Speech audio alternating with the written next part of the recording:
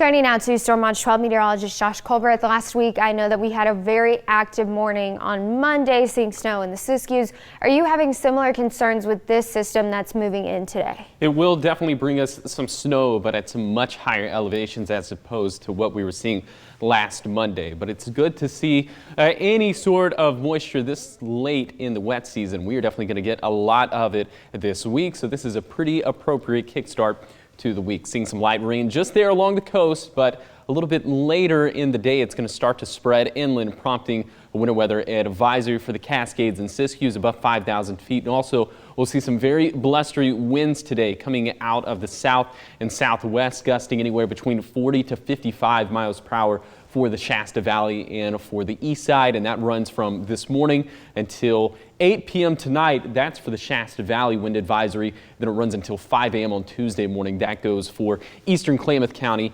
and for Lake County. So let's time it all out with Stormcast. We're going to stop this right around lunchtime, and that's when the heaviest rain finally arrives to the coastline. Then it'll start to spread inland, and by the time we get to dinner time, I think up to this point in the day, it's going to be the west side that will see the most impacts, but that'll definitely change as we get past dinner time. A lot of this will spread over to the east side. Snow levels will drop to around 3,000 feet overnight, so we are expecting some wintry impacts over on the east side, even though the winter weather advisory is for the Cascades and Siskiyous. We'll have leftover snow showers and rain showers into Tuesday, but the coverage definitely isn't going to be anything like what we're going to see for today. We're going to see a lot of beneficial precipitation from this, and that does include rain and melted snow. So with those combined, the biggest values will be along the coast and up in the Cascades over the next 48 hours, even though we will see beneficial rainfall pretty much in every square inch of our viewing area.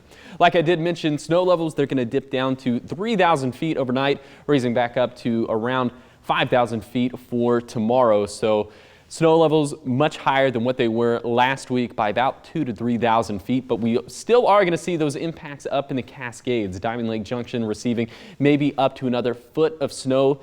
Impacts aren't going to be as great on Interstate 5 this go around, but we could still get a couple inches at Siskiyou Summit and maybe an inch up there at Black Butte Summit.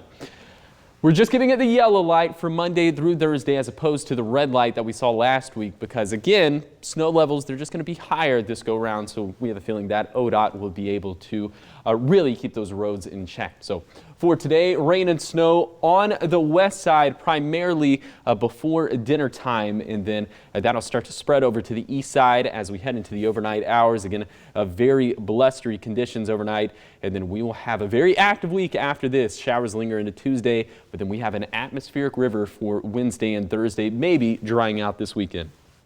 Here is your 7-day forecast along the coast. A very wet and windy week ahead, and it's going to be a very windy day ahead for the Shasta Valley, seeing those winds gusting all the way up again anywhere between 40 to 55 miles per hour.